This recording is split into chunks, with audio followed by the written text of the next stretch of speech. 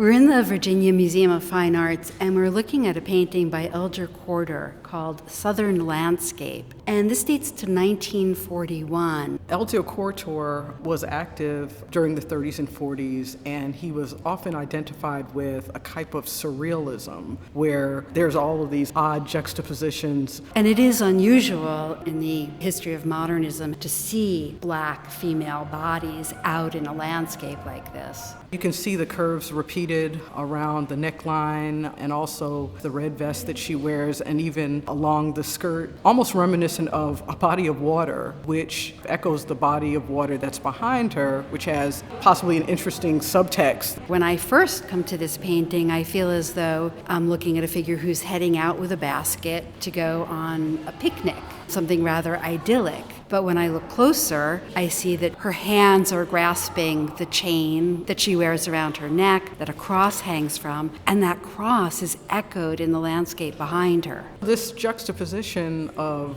the landscape and the woman is reinforced by this wall that she rests on, obviously in pursuit of a space where she can possibly carry out this picnic. And her back is against this scene of what appears to be flooding. It makes you wonder if she's seen the scene behind her and she turns away in a type of aversion to that flooded landscape. And when we look closely at the basket, it becomes more clear that we're looking at a picnic basket, but it's not filled with food and the things you would expect of a picnic.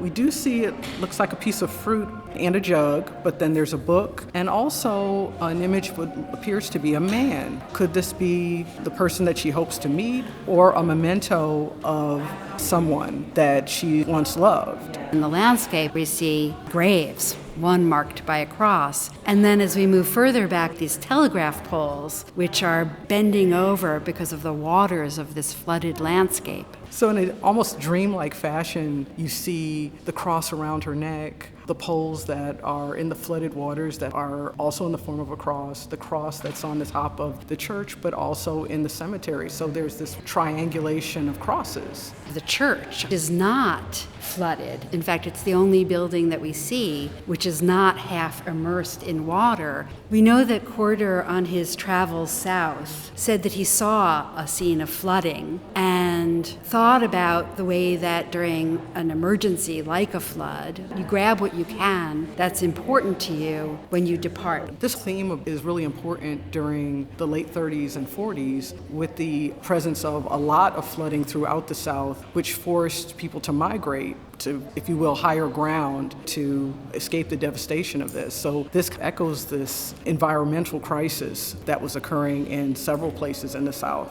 So when we come back to the figure, that's what I am left with, this sense of a beautiful young woman whose life has been forever changed by the tragedy of what we see behind her. And at this moment, I'm not even sure that that's really behind her. If we're thinking about this as almost a dreamlike landscape, this may be what she feels, what she sees in her mind. And in actuality, the river behind her is not blue. The sky are these streaks of blue and white that are very dramatic. This is not an entirely real-looking landscape. The large tree that serves as a backdrop, if you look to the right, the adjoining tree, there's that single leaf, and it makes you wonder about this idea of survival. Is this an image of bleakness, or is this an image that speaks of some form of hope that could be found in this work?